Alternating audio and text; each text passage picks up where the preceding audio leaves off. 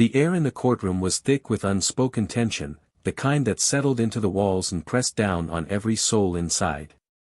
It was the suffocating, paralyzing weight of power unchecked, of injustice masked as authority.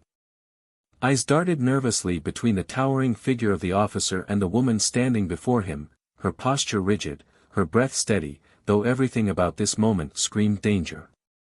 He wasn't just any officer. He was the kind that carried himself like a god, believing his badge granted him the ultimate power over who deserved dignity and who could be stripped of it.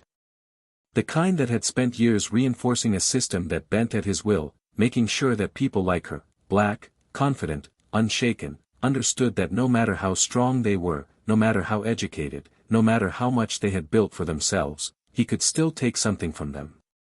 And today, he had chosen her. She had done nothing wrong. Not today. Not ever. And yet, in this moment, it did not matter. The decision had already been made, and there was no one to stop him. The courtroom, a place meant to uphold justice, had become a theater for humiliation. A spectacle where a man like him could put on a show of dominance, and the world would watch in silence. "You think you can talk back to me?" His voice was razor-sharp, laced with that distinct tone of superiority that came from a lifetime of believing he was untouchable. "You think you can walk in here, run your mouth, and face no consequences? That's not how it works, sweetheart." His words slithered through the air like venom, but she did not flinch. She had spent her life dodging the poison of men like him, standing taller every time they tried to cut her down. But this was different. This was not a simple insult thrown in passing, not a quiet slight she could brush off. This was public. This was calculated. "You want to act like a criminal," he sneered, circling her as if she were prey. "Then maybe it's time you started looking like one." The weight of his words settled like lead in the pit of her stomach. She knew what was coming before it happened. It was there in the glint of cruelty in his eyes, in the way his fingers twitched with anticipation. She had seen men like him before, men who relished in the suffering of others, men who fed off the power of watching someone else be diminished. And then she heard it. The sharp, unmistakable buzz of clippers slicing through the silence like a knife. For the first time, the courtroom stirred. Murmurs of confusion rippled through the rows of spectators, a few people shifting in their seats, uncertain if what they were witnessing was real. But no one moved to stop it. No one dared to intervene. A firm hand clamped down on her shoulder, forcing her down into the cold, wooden chair in the center of the room. She did not resist, though every muscle in her body screamed to fight back. Resistance would only fuel him. And he wanted that. He wanted her to beg, to plead, to break. But she wouldn't. She had spent her entire life fighting to be seen, to be heard, to be respected. And she had earned that respect, earned it through intelligence, through hard work, through an unshakable resolve that no man had ever managed to break. But here, in this moment, none of it mattered. Because to him, she was just another woman, another black woman who needed to be put in her place. His fingers tangled in her thick, coiled hair, yanking her head back as he brought the clippers closer. The first pass sent a wave of dark curls tumbling to the floor, scattering like ashes at his feet. Gasps filled the room, but they were hollow. Meaningless. No one moved. No one protested. They watched, wide-eyed, in frozen horror, but their silence was louder than any words could have been. "Maybe next time," the officer muttered, the corner of his lips twitching in satisfaction as he sheared another strip from her scalp, "you'll learn to respect authority." Respect. The word felt like a slap, like the sting of a blade dragged slowly across her skin. As if respect had ever been something that was freely given to people like her. As if respect was something she had not fought tooth and nail to claim, only to have it ripped from her hands by men who would never see her as their equal. More hair fell. She could feel the cool air against her exposed skin, the sharp contrast of vulnerability settling in. He wanted her to feel small. Wanted her to feel stripped down to nothing. She could hear the whispers now, hushed voices in the crowd, uncertainty thick in their tones. Is this even legal? Someone has to stop him. This is too far. Too far. As if there had ever been a limit to how far men like him would go when there were no consequences. As if this wasn't just another chapter in the same old story. But what he didn't know, what no one in that room knew, was that this wasn't just a woman sitting in that chair. She wasn't just another defendant, another bystander caught in the wrong place at the wrong time. She wasn't just another victim. No. The woman he had just publicly humiliated, the woman whose dignity he had so carelessly stolen, was far more powerful than he could ever comprehend. And by the time he realized it, by the time the truth unraveled and the weight of his mistake crashed down upon him, it would be far, far too late. Because justice was coming. And this time, it wouldn't be silent. At Plough of Twist, we stand firmly against racism, discrimination, and any form of injustice. This story is not just entertainment, it's a reflection of the harsh realities that many black individuals face daily. If you've ever been judged unfairly, disrespected, or had to fight twice as hard just to be seen, know this: you are powerful. You are worthy. You deserve justice and respect. We tell these stories to shine a light on truth, to expose injustice, and to remind everyone that karma is real. Stay strong, keep rising, and never let anyone dim your light. Now, sit back and enjoy the story. And don't forget to subscribe to Plough of Twist for more powerful narratives. The city of Baltimore pulsed with an energy that never truly faded, a mix of history, tension, and resilience that seeped into every corner, every brick, every breath of air. The streets carried the weight of generations, of struggles fought, of injustices endured, of victories clawed from the grip of a world that had never made them easy to claim.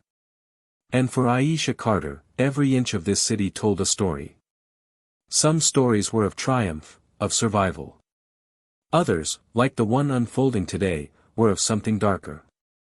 Aisha had spent her entire life navigating spaces that weren't built for her. Spaces where the rules were unwritten but deeply understood, where a woman like her had to be twice as sharp, twice as relentless, twice as unshakable just to be seen as competent. She had never let it stop her.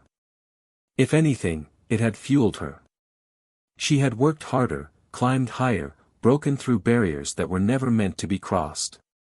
And she had done it all with the quiet, unyielding certainty that she was meant to be where she was. But none of that mattered now. Not in this moment.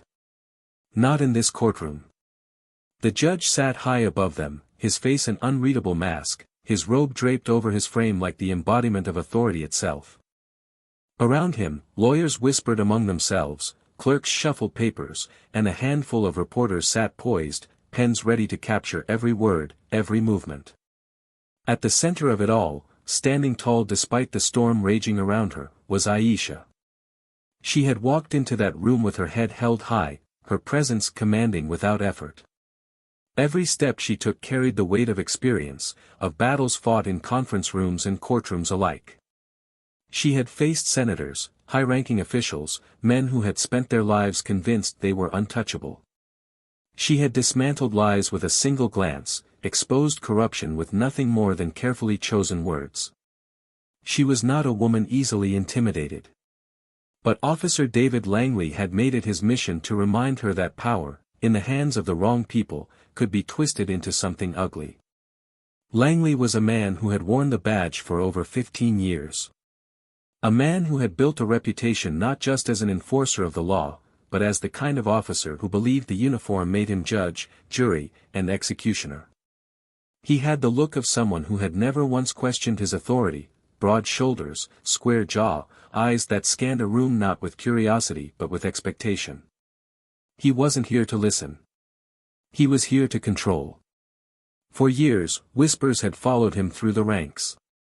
Complaints that never saw the light of day, reports that mysteriously disappeared. He knew how to play the system, how to keep just enough people in his corner to ensure that no accusation ever stuck. He wasn't careless. He was calculated. And in his mind, what he was about to do wasn't cruelty. It was a lesson.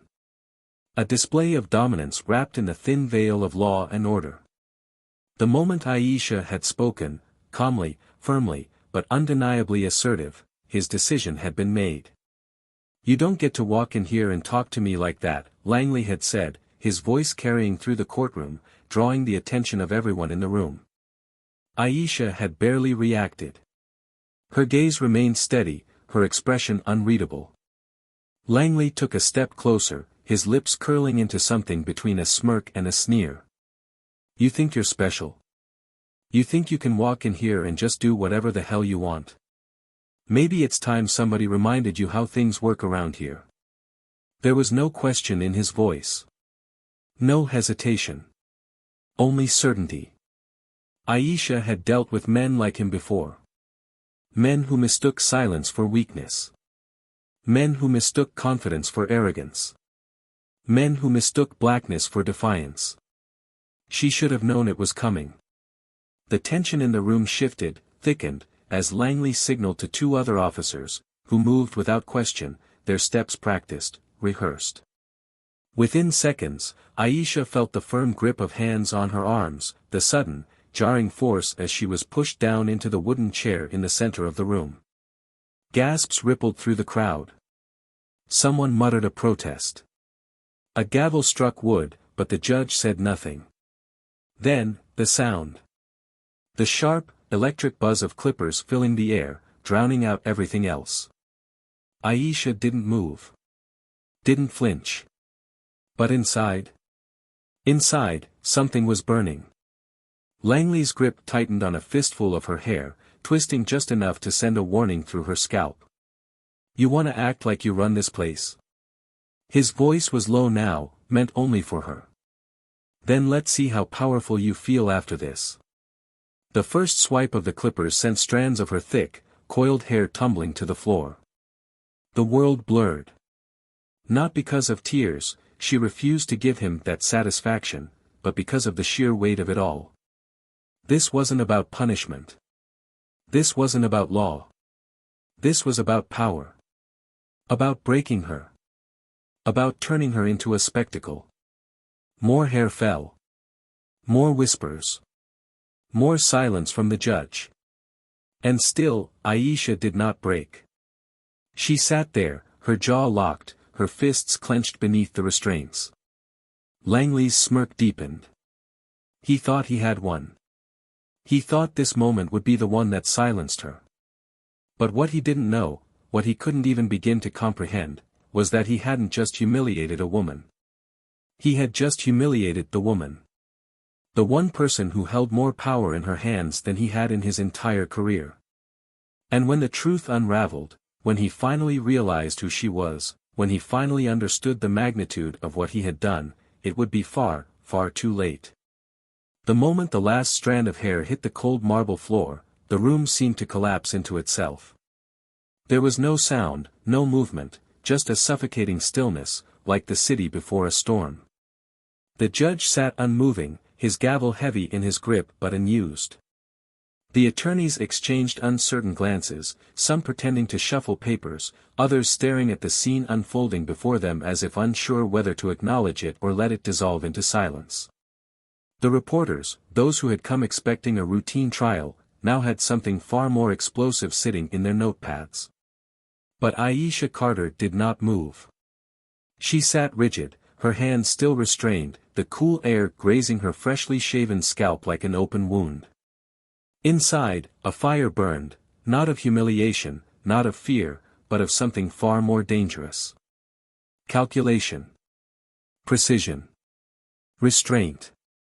Officer David Langley, still gripping the clippers in his hands, let out a slow, satisfied exhale. He towered over her, his smirk unwavering. "Now, maybe next time," he murmured, his voice just low enough for her to hear, "you'll remember who you're dealing with." She didn't blink. Didn't let her expression change. She had spent years perfecting this unshakable exterior, this quiet, simmering stillness. Men like him only understood two things, fear and control. He thought he had both. Langley let the clippers drop onto the table beside them with a loud clatter, as if marking the end of the spectacle. He turned back to the judge, who finally exhaled, as though the tension had left his body now that the act was complete. "Shall we continue?" Langley asked, his voice laced with the arrogance of a man who had never once faced consequences. Aisha let her fingers curl into fists beneath the table. "Not yet. Not here." Langley expected her to shrink, to lower her gaze, to let the weight of this moment drag her down into the silence he had forced upon her. Instead, she lifted her chin, the raw light of the courtroom illuminating the sharp angles of her face. She stared at him, not with fear, not with anger, but with something colder. "Are you finished?" Her voice, when it came, was smooth. Controlled. Deceptively calm. Langley faltered. "Just for a second." He covered it quickly, rolling his shoulders back and letting out a low chuckle. "I think you'll find that I finish when I say I'm finished." Aisha tilted her head slightly. A small movement, almost imperceptible. But for the first time since this entire ordeal had begun, a flicker of something unreadable passed through Langley's gaze. It was only then, only in the seconds after he had completed his so-called lesson, that he started to notice it. The way the room had shifted. The way people were looking at him. The silence wasn't just from discomfort anymore. It was the kind of silence that preceded something inevitable. The first person to speak was Marcus Henderson, a reporter who had been covering law enforcement cases for over a decade. He had seen brutality before. He had seen men like Langley before. But this? This was different. This was something that wouldn't be buried. He cleared his throat, his pen still hovering over his notebook. "Officer Langley, do you feel justified in what you just did?" Langley turned to face him, his smirk returning with ease. "Justified?" He gestured toward Aisha, still seated, still watching. "Disrespect in my courtroom, this isn't your courtroom," Marcus interrupted. His voice was even, but his eyes burned. Langley's smirk flickered. The judge shifted in his seat, visibly uncomfortable. Aisha watched his fingers tighten around the gavel, but still, he said nothing. "Coward." Langley took a step closer to the reporter's row, his confidence slipping back into place. "If you're looking for a headline, let me make it simple.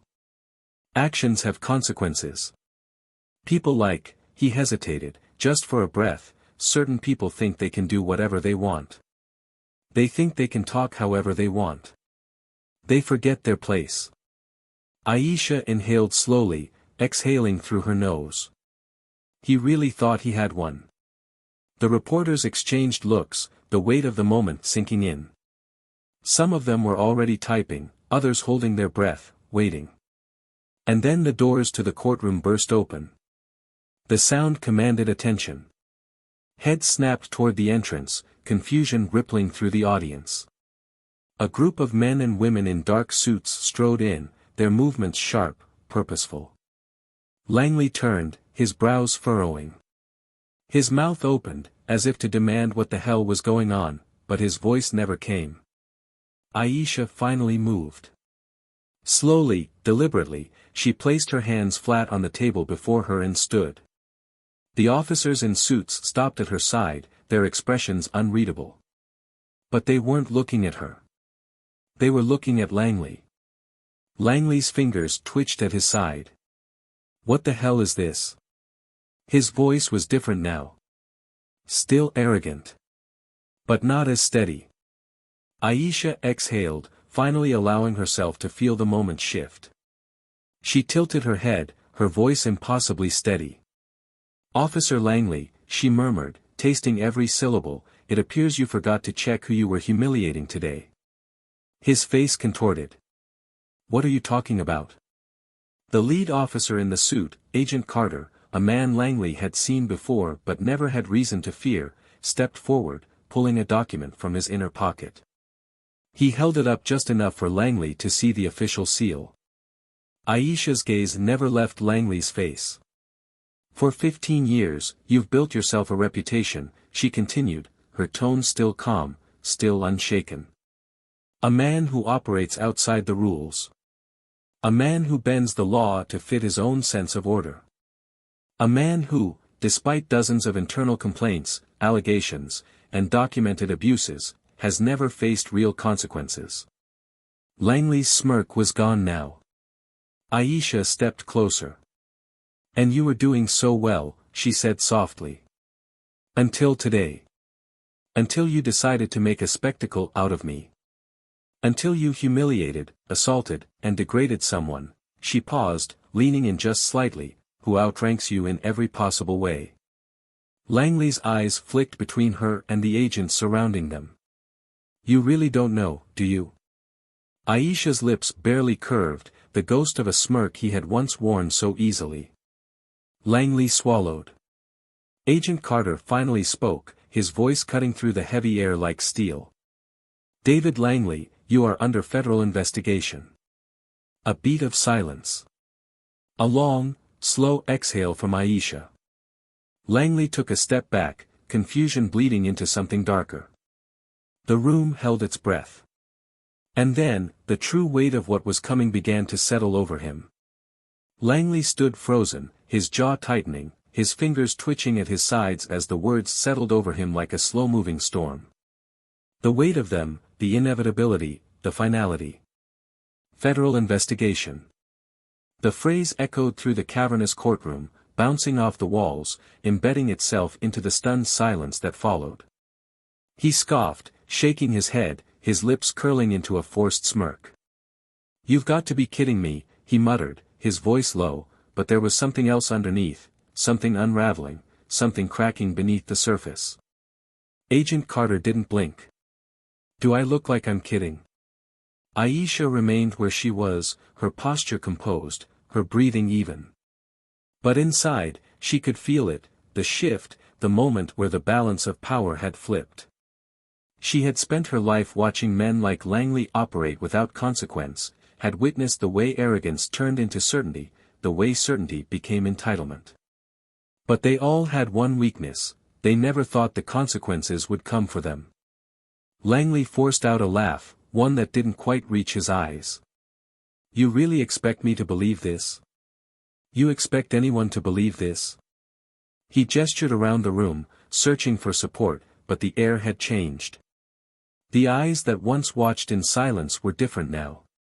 The weight of what had just happened, the brutality, the spectacle, it had peeled back a layer that even the most indifferent couldn't ignore. Marcus Henderson, the reporter, leaned forward in his seat, his pen poised, his eyes burning with quiet intensity. He wasn't watching just a scandal. He was watching a reckoning. Langley's gaze darted back to Aisha, and there it was, the flicker of recognition. A moment too late, but there nonetheless. The realization that she had never been just a woman in that chair, never just someone to put in her place. Aisha met his stare, her expression unreadable. It's funny, she said, her voice smooth, deliberate. You spent so much time making sure people feared you, making sure your authority went unquestioned. But what happens when the badge isn't there to protect you? Langley exhaled sharply, his control slipping, his hands tightening into fists. You think this is over, he snapped, his voice losing the carefully measured confidence he always carried. You think you can walk in here, pull some bullshit stunt, and what? I'm supposed to roll over. I've been on the force for 15 years. Do you really think he caught himself before the words left his mouth, but the venom was still there, unsaid but not unnoticed. Aisha took a slow step forward. 15 years, she repeated, tilting her head slightly. 15 years of complaints. 15 years of misconduct swept under the rug. 15 years of knowing exactly how far you could push before someone pushed back. And you thought today would be no different. Langley's chest rose and fell, his breathing uneven now. This is ridiculous, he muttered, but there was no laughter this time. This is a fucking circus. I did my job. I kept order. If you people, another slip, another unfinished sentence, if you want to make a spectacle of it, be my guest. But don't think for a second that I'm going to stand here and, you're not standing anywhere, Agent Carter interrupted, stepping forward now, his presence an immovable force. David Langley, by order of the Federal Bureau of Investigation, you are to be taken into custody for obstruction of justice, excessive force, and multiple violations of civil rights laws. You are hereby relieved of duty pending a full federal inquiry.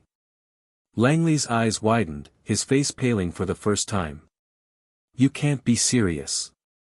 Aisha held his gaze. Take a good look around, Officer Langley.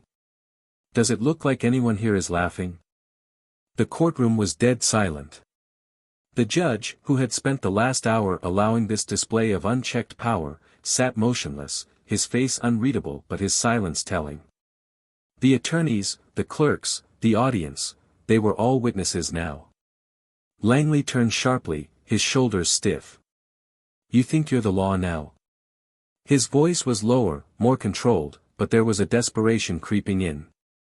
You think a title, a badge, makes you invincible? I've seen people like you before. You think you can walk into places you don't belong, take things that aren't yours, rewrite the rules just because you, Aisha, didn't flinch. Because I what? Langley's teeth clenched. Because you think you're better than me. She exhaled slowly. No. Because I am better than you. The words landed with a weight that couldn't be ignored. Langley moved to step forward, but in an instant, Agent Carter and two others were at his sides. The cold, sharp click of handcuffs sent a ripple through the room. Langley stiffened. This is a fucking joke, he hissed, his voice a notch lower now, his body rigid. You're making a mistake. Aisha tilted her head. Oh, no, she said softly. The mistake was yours. You just didn't realize it until now. The reporters scrambled to capture every moment. The camera flashes, the whispered murmurs, Langley, for the first time in his life, was not the one in control. As the officers guided him toward the exit, he turned his head, one last time, locking eyes with Aisha. And this time, there was no smirk. No confidence. Just the slow, dawning horror of a man who had just seen his entire world begin to crumble. You think this is justice, he muttered, low enough that only she could hear. Aisha met his gaze, her voice steady. I think this is just the beginning. The doors shut behind him. The room let out a collective breath. Aisha Carter, standing in the very place where she had been humiliated, was now the most powerful person in the room. And David Langley? He was finally learning what it meant to have his power taken away. The heavy doors slammed shut behind him, sealing Langley away from the world he had once commanded with nothing more than a uniform and unchecked authority. The sound reverberated through the vast courtroom like the final gavel strike of a trial that had never been called to order but had just delivered its verdict, not through legal procedures, but through something much heavier, something more final. Exposure. Reckoning. Consequence. And yet, even with him gone, the room did not release the breath it had been holding. It lingered in the air like a ghost, a presence felt in the weight of every stare, every shifting seat, every quiet, nervous glance exchanged between those who had witnessed what had just happened. Aisha Carter stood at the center of it all, her posture rigid, her expression unreadable, but inside, the fire that had been smothered for years, held back behind clenched teeth and quiet restraint, roared to life. She had walked into this courtroom as a woman facing an unthinkable violation of her dignity, a public display meant to humiliate, to diminish, to strip her down to something smaller, something easier to control. And now? Now, she was the most powerful person in this room. The weight of realization began to creep into the faces of those who had been present, those who had watched in silence, who had let it happen, who had shifted in their seats uncomfortably but said nothing. The attorneys, the clerks, the spectators, the judge himself, all now wore the look of people who had just witnessed something they could never pretend they hadn't seen. And still, no one spoke. Not even the judge, who had sat in his elevated chair, his gavel in hand, his power unquestioned, until it had been challenged. Until his own inaction had been put on trial. Agent Carter, the lead officer who had entered moments before Langley's arrest, took a step toward Aisha, his gaze steady, his expression carefully neutral. But there was something behind his eyes, something she had seen before. Respect. Awareness. And maybe even regret, not for himself, but for what men like him had allowed for far too long. "We've got enough to put him away for a long time," Carter murmured, his voice even, measured, but carrying the weight of something final. The weight of something that could not be undone. Aisha inhaled slowly, her gaze locked on a distant point in the room, somewhere beyond the walls, beyond the moment, beyond the weight pressing down on her. And then, she exhaled. Not long enough. Agent Carter's expression flickered, just for a moment. Aisha, she turned to face him fully now, and for the first time since all of this had begun, she let a sliver of what was inside show. Not the quiet, measured exterior, not the unshakable composure. The truth. The anger. The righteous fury. "I know how these things go," she said, her voice sharp, her words deliberate. "I know the system better than anyone. He'll fight. He'll twist it. He'll try to make himself the victim. Men like him always do." Carter sighed, his fingers running over his jaw, as if he had already considered these same things and come to the same conclusions but didn't want to admit them out loud. He's done. This is federal. He doesn't have the shield of the department to protect him anymore. Aisha let out a slow, humorless laugh, the kind that held no amusement, only bitter understanding. "That doesn't mean justice will be served," she said, each word landing like a punch. "It means he'll be locked away just long enough for people to forget. Just long enough for another man like him to take his place." The silence between them was thick, weighted with truths that neither of them wanted to say but both of them knew. Then, the sharp sound of a throat clearing broke the moment. Marcus Henderson, the reporter who had been watching everything with laser focus, his pen moving relentlessly across the notepad, stepped forward slightly. He had seen police brutality before. He had covered stories of misconduct, of abuse, of corruption. But this? This was different. This wasn't just a rogue officer. This wasn't just another case of injustice that would be swept under the rug with bureaucratic excuses. This was something that would not be buried. He adjusted his grip on his notebook, his eyes sharp. "Ms. Carter," he said, his voice careful, deliberate. "I have to ask, how long have you known this was coming?" Aisha turned her gaze to him, considering the question. How long had she known? Longer than she should have had to. She met his stare. Long enough to know that the only reason it's happening now is because people were finally forced to watch. Marcus nodded slowly, his pen hovering, absorbing her words. "And what now? What do you want people to take away from this?" Aisha let her gaze sweep across the room, from the spectators to the attorneys to the judge himself. The ones who had turned away, who had sat in silence as she was violated, now had to sit with the weight of what they had allowed. They had watched as a man took his power and used it to degrade, to humiliate, to break someone in the most public, dehumanizing way possible. And now, they had to live with the fact that they had done nothing to stop it. She turned back to Marcus. "I want them to remember." Her voice was steady, but it carried something deeper, something that could not be ignored. "I want them to remember that power unchecked is power abused. That silence is complicity. That men like Langley thrive in the spaces where people choose to look away." Marcus exhaled slowly, nodding, scribbling something down. Aisha turned back to the judge.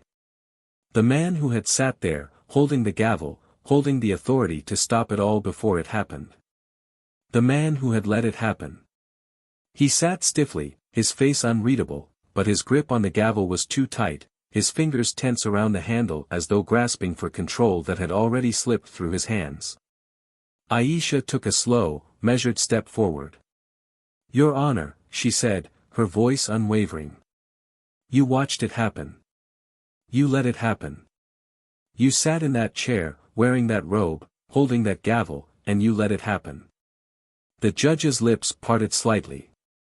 Ms. Carter, you don't get to say my name, she cut him off, her tone sharp as a blade. Not after today. The room was silent again. She let the weight of it settle before she spoke again. Men like Langley exist because men like you allow them to. The judge swallowed. But he didn't respond. He didn't need to. She turned away from him. She was done with him. His power, his influence, none of it mattered anymore. Not after what he had allowed, not after the world had watched. Agent Carter exhaled beside her. You ready? Aisha tilted her head slightly. Then, finally, she let herself breathe. The fire still burned inside her, but for the first time, it was no longer restrained. It was free. She met Carter's gaze. I've been ready. Carter gave a slow nod. Then let's finish this. She took a final look around the courtroom. At the people who had watched, at the ones who had turned away, at the ones who would pretend this day had never happened. Then she walked out, not just as the woman Langley had tried to humiliate, but as the one who had just dismantled him. The courthouse felt different now. The tension that had once filled its halls, thick like smoke, had shifted into something else entirely, something heavier, something irreversible. The moment Langley had been led away in cuffs, the very foundation of the system that had protected him cracked. And in the aftershocks of his downfall, the people left in that room were forced to confront what had just happened. Not just the act itself, not just the brutality, but the implications. Outside, a storm of media had already begun. Reporters scrambled, cameras flashed, microphones were shoved toward anyone who looked important enough to give a statement. The city wasn't just watching. The country was. Maybe even the world. What had started as a quiet, procedural court hearing had exploded into something much bigger. The footage of Aisha's public humiliation, of Langley's abuse of power, had already begun circulating, spreading across social media, picked apart on news stations, replayed over and over with commentary that ranged from outrage to disbelief to outright denial. Inside the courthouse, Aisha stood near the corridor, her arms crossed, watching through the tall glass windows as the chaos unfolded outside. She knew how these things went. The narrative had already begun shifting. Some people would frame her as a victim, others as a symbol, others still as a disruptor who had made waves in a system that despised change. But the truth? The truth was more complicated than any of them would be willing to admit. Agent Carter stood beside her, his phone buzzing endlessly in his hand. Calls. Emails. Directives. This case wasn't just local anymore. It had reached the highest offices in Washington. They were scrambling. Not because they cared about what had happened, but because they knew they couldn't ignore it. Carter sighed, rubbing his temple before glancing at her. It's worse than I expected, he admitted, his voice low. The brass is panicking. They're already talking about statements, damage control, who's getting fired, who's taking the fall.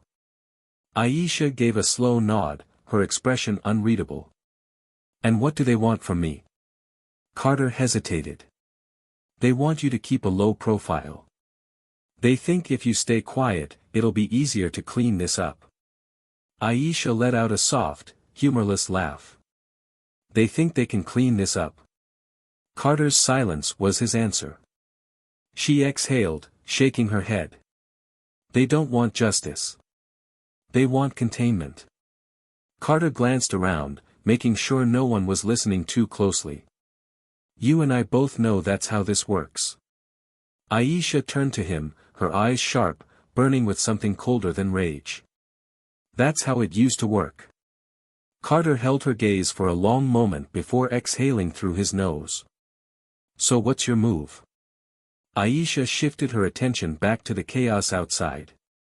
That depends on how much truth they're really willing to handle. Behind them, the quiet murmurs of the remaining attorneys, reporters, and clerks created a low hum, a reminder that nothing about this was over. If anything, it was only just beginning. Minutes later, the first official statement from the Baltimore Police Department was released. It was predictable, carefully worded, non-committal. An acknowledgement that an incident had occurred, a promise of a thorough investigation, a reassurance that the department was committed to accountability and justice. Aisha scoffed as she read it. Meaningless words. A script they had used before and would use again. But this time, she wouldn't let them get away with it.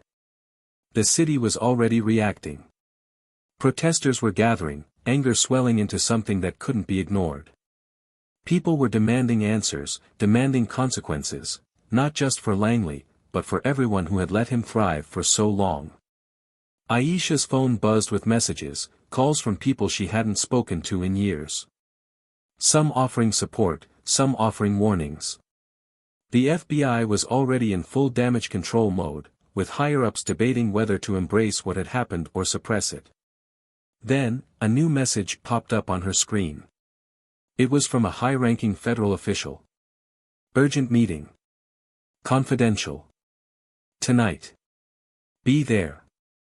Aisha stared at the screen, exhaling slowly. She knew what this meant. They weren't trying to stop the fallout. They were trying to control her. Carter saw the look on her face and frowned. What is it? She turned the screen toward him. He read it, then muttered a curse under his breath. They're not wasting time. Aisha locked her phone and slid it into her pocket. Neither am I. The hours that followed felt like a blur of tension and hushed conversations. By the time she arrived at the undisclosed location, a dimly lit conference room in the heart of the city, she wasn't surprised by the faces at the table. Government officials. High-ranking law enforcement. Lawyers. Men in expensive suits who had never spent a single day living the consequences of their own decisions. The man at the head of the table, Deputy Director Owens, leaned forward, his fingers steepled. Aisha, he greeted, his voice smooth, practiced. I'm sure you understand why we called you here. She leaned back in her chair, crossing her arms. I can take a guess. Owens sighed. What happened today? It's complicated. Aisha's lips twitched. It's not complicated. It's very simple. Owens' jaw tightened slightly, but he maintained his carefully curated expression of control. There's going to be a federal inquiry.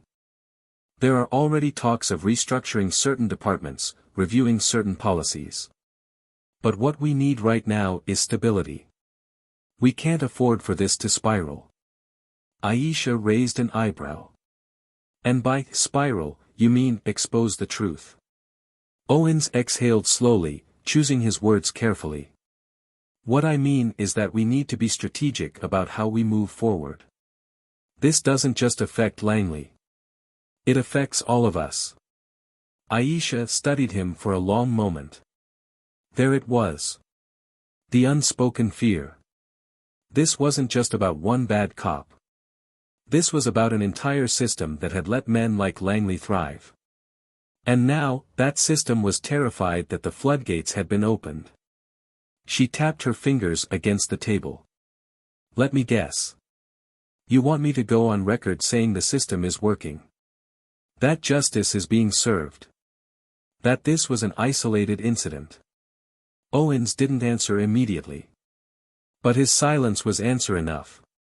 A slow, bitter smile spread across Aisha's lips. You don't get it, do you? Owens frowned slightly. Get what? Aisha leaned forward, meeting his gaze head-on. Unwavering. Unafraid. You've already lost control of this.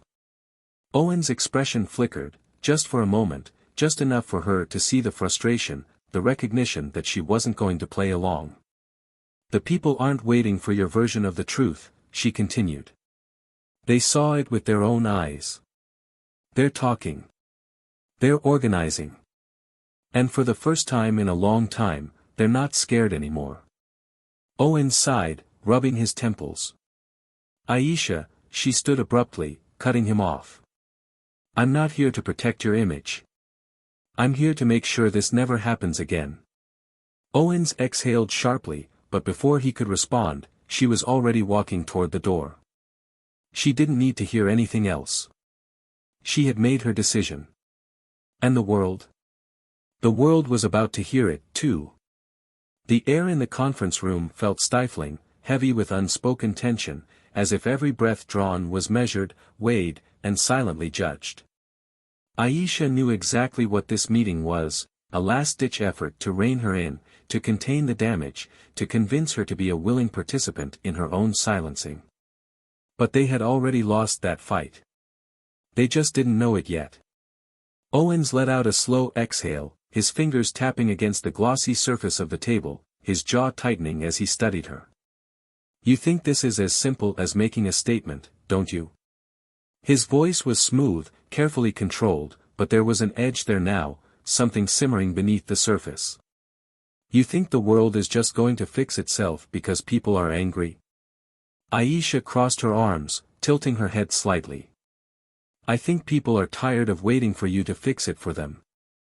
Owens leaned forward, resting his elbows on the table. You don't understand what you're playing with here. Aisha let out a soft laugh, one that held no amusement, only a slow-building fire. I understand perfectly. That's what scares you. Owen's lips pressed together, but his silence was telling.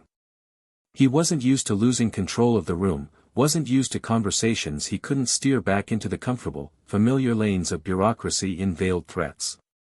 The others at the table, a mix of federal officials, police representatives, political strategists, sat stiffly, waiting, watching. One of the men on the far end of the table, a senior legal advisor, cleared his throat. Ms. Carter, let's be pragmatic here. The situation is already volatile. The last thing we need is more public outrage. There are ways to handle this, professionally, quietly, in a way that doesn't cause further unrest. Aisha's gaze snapped to him, her expression unreadable. Unrest? The word rolled off her tongue like a slow, deliberate blade. You're not concerned about unrest. You're concerned about accountability. You're afraid of what happens when people stop accepting your excuses and start demanding action. The advisor adjusted his tie, clearing his throat again. We're offering you a seat at the table. A chance to be part of the solution instead of what? Aisha cut in smoothly, her voice dangerously calm. Instead of making it inconvenient for you to sweep this under the rug. Instead of exposing just how deep this corruption goes. Owen sighed heavily, rubbing his temples as if this conversation was exhausting him. Aisha, he said, his voice lower now, I get it. You're angry. She stiffened. Angry. The way they always framed it, the way they always tried to reduce her to nothing more than emotion, to something irrational, something wild. They never called it righteous. They never called it deserved. Aisha exhaled slowly, forcing herself to remain steady. You think this is about me? About my emotions? She let the silence stretch, her words deliberate. This is about all the people Langley has harmed. All the complaints ignored. All the victims that never got justice because people like you were too invested in maintaining the illusion of control. Owen's jaw tightened. There are political realities to consider. Aisha narrowed her eyes. You mean your political reality? The one where you can pretend to be a reformer while doing nothing of substance. The tension in the room thickened. Someone shifted uncomfortably in their seat. Owens inhaled deeply, clearly reining in his frustration. If you go out there and start talking recklessly, you're going to burn every bridge you have. Aisha held his gaze, unshaken. Then I'll build my own. Owens exhaled sharply, his patience fraying at the edges. And what happens when the media turns on you? When they start digging through your past, when they start twisting your words, when they make you the villain instead of Langley? Aisha's lips curled into something dangerously close to a smirk. You mean when you start twisting my words? Owens didn't flinch, didn't deny it. She let that settle before continuing. I know how this works. I know the playbook. You discredit, you distract, you try to shift the focus. But the problem is, people saw what happened. This isn't just my story anymore. It belongs to everyone watching. And no matter how much you try to manipulate the narrative, you can't erase the truth.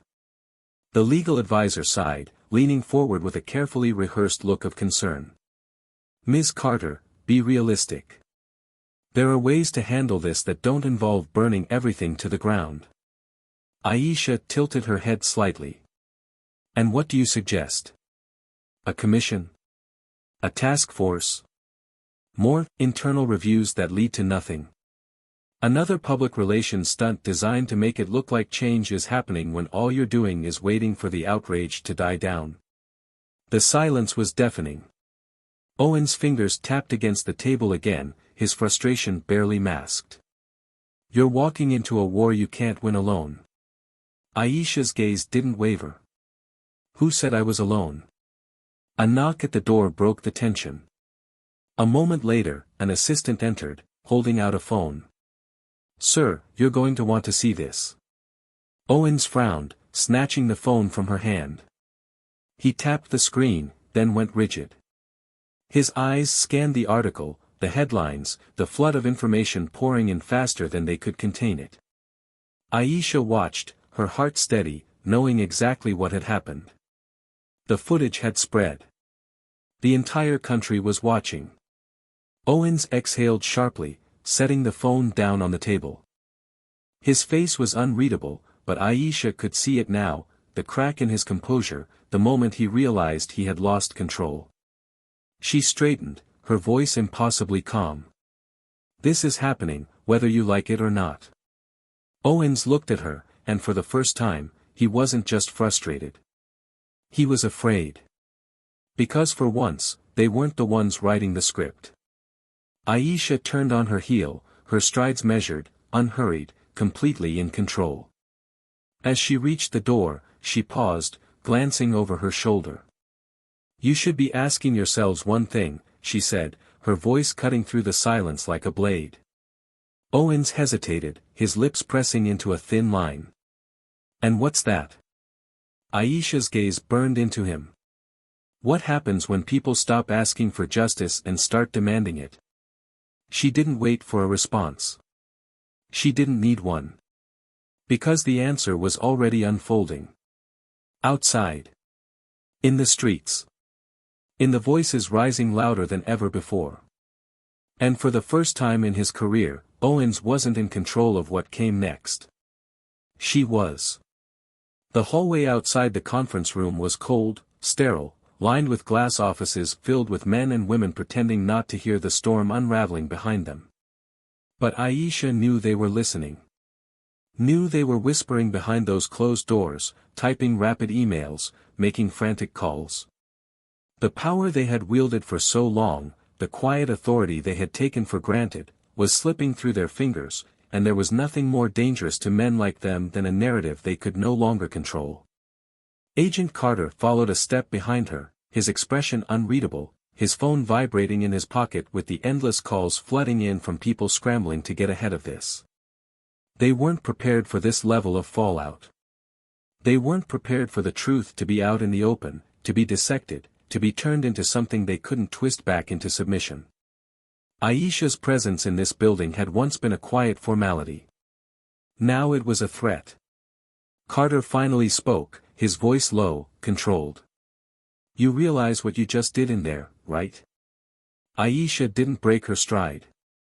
I did exactly what they were afraid I would do. Carter let out a breath, shaking his head. They're not going to let this go. They're not going to roll over and just take the hit. Aisha stopped walking, turning to face him, her eyes steady, burning with something cold and unshakable. Good. Let them fight. The more they resist, the more they expose themselves. Carter sighed, rubbing the back of his neck, looking down the hallway as if expecting someone to come storming out after them. Aisha, listen, this isn't just about Langley anymore. This is bigger. You're forcing their hand, and they're going to come after you for it. She tilted her head slightly. They already did. Carter's jaw tensed, and she knew he was thinking about that courtroom, about the humiliation she had suffered in front of everyone. The way Langley had used his power to strip her of her dignity in the most public, dehumanizing way possible. But what they hadn't understood then, what they never understood, was that she was never the one left exposed. They were. Carter exhaled sharply. You need to be careful. Aisha met his gaze, unflinching. Careful is what got us here in the first place. Carter didn't argue. Because he knew. They had spent too many years towing the line, maneuvering through the cracks of a system designed to protect itself, playing their roles, pushing where they could but never quite breaking through. But now, the cracks weren't just showing. They were splitting wide open.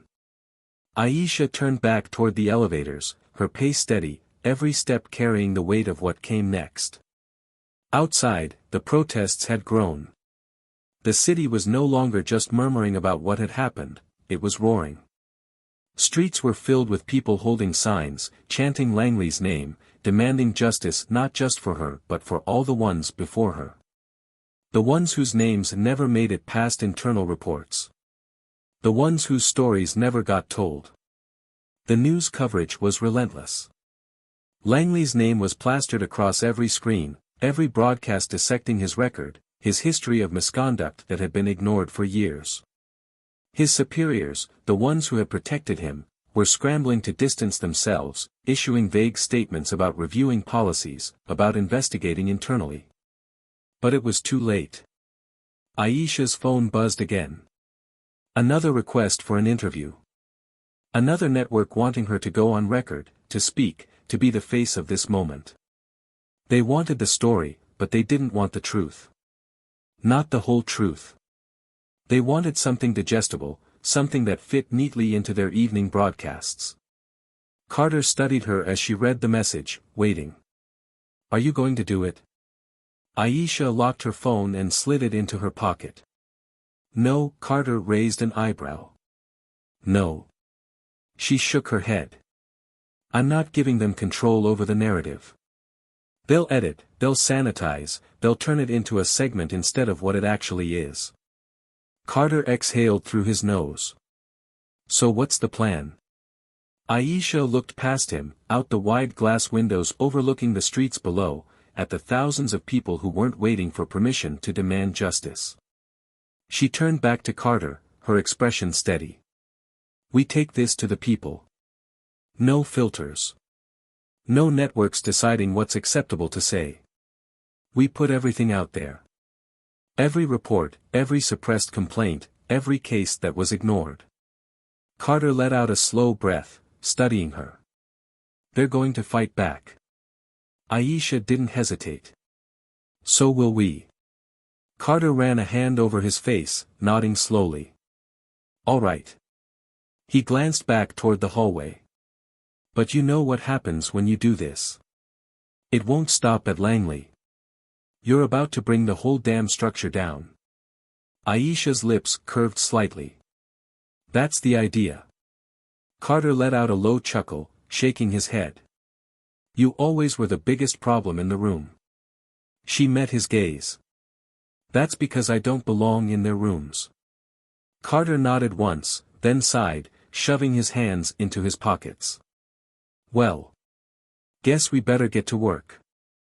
Aisha turned toward the elevator, the weight of everything finally settling into place. She had spent her entire career trying to fix a system that was never designed to be fixed, only maintained. But this wasn't about fixing it anymore. This was about dismantling it. And this time, they couldn't stop it. The days that followed Langley's arrest were unlike anything the city had seen before. What had started as a courtroom spectacle, an act of power meant to humiliate and degrade, had exploded into a national crisis. The once carefully constructed walls protecting men like him were beginning to crack, and with every new revelation, every leaked document, every interview with someone who had been silenced for years, those cracks widened into something impossible to contain. Langley was no longer an officer. His badge had been stripped from him, his name dragged through every news cycle, his face replayed on every screen, not as a symbol of law and order, but as an example of what happened when unchecked power met accountability. He had spent years believing he was untouchable, that no matter what he did, the system would protect him. But the system only protected its own for as long as it was convenient. The very people who had once defended him, who had covered for him, were now pretending they had never known the truth. His colleagues, the ones who had looked the other way, now distanced themselves.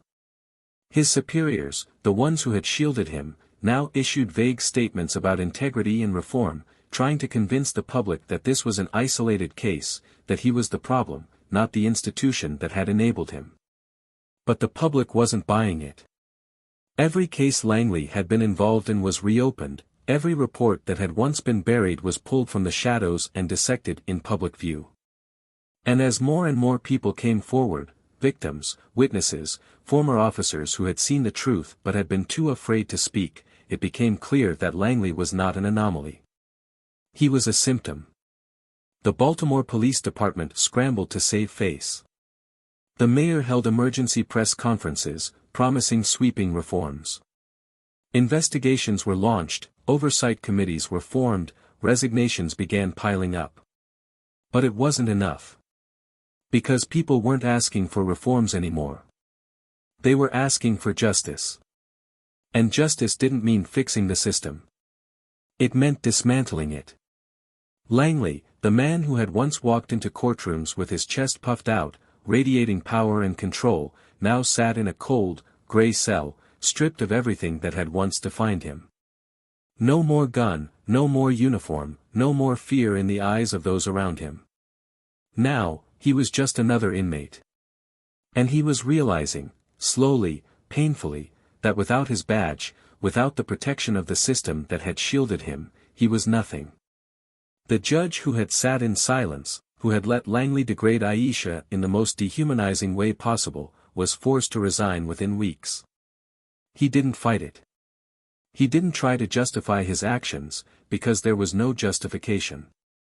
His name was forever tied to that moment, a reminder of how complicity was just as damning as the act itself. He had spent years presiding over cases, holding people accountable, issuing sentences from behind his bench of power. But in the end, his silence had sentenced him to disgrace. Owens, the federal official who had tried to contain the damage, to manipulate Aisha into cooperation, to keep the truth from spreading too far, soon found himself on the losing side of history. The government wanted this to go away, wanted to spin it into something they could control, but Aisha didn't let them. She refused their networks, their carefully curated interviews, their scripted narratives. She didn't need them to tell her story. She told it herself. Through raw, unfiltered recordings. Through testimony from victims who had never been given a voice. Through documents and reports that had been buried for years, now exposed for the world to see. She didn't just fight for her justice. She fought for everyone who had been silenced. And the public listened. The movement grew beyond Baltimore. Beyond Langley. Beyond one courtroom, one case. Cities across the country erupted in protests. People demanded more than empty promises. More than press conferences. More than the same tired rhetoric about training and oversight. They demanded a reckoning. Aisha became more than just the woman in that courtroom. She became the woman who changed everything. She built something bigger than herself, a coalition that operated outside the reach of political influence, outside the grasp of bureaucratic red tape. An organization that didn't wait for government officials to approve reforms but forced those reforms into existence. For the first time, those in power felt the fear of being watched. Because people weren't looking away anymore. The days of waiting for justice, of hoping for accountability, were over. Now, it was demanded. And Aisha Carter, the woman they had tried to humiliate, to break, to make an example of, was the one leading that demand. Now, take a moment and think about what this means. Think about how power is used. How silence is just as dangerous as the abuse itself. How systems don't collapse on their own, they are held up by the people who refuse to question them. How many times have we seen this before? How many times have we been told to wait, to let the process work, to believe that justice is coming? But what if we stopped waiting? What if we stopped asking for justice and started taking it? What side of history do you want to be on? Drop your thoughts in the comments. Let's talk about it. And if you want more stories that challenge, that shock, that force you to see the truth hiding beneath the surface, subscribe to Tales of Twist. Because stories like this, they're just getting started.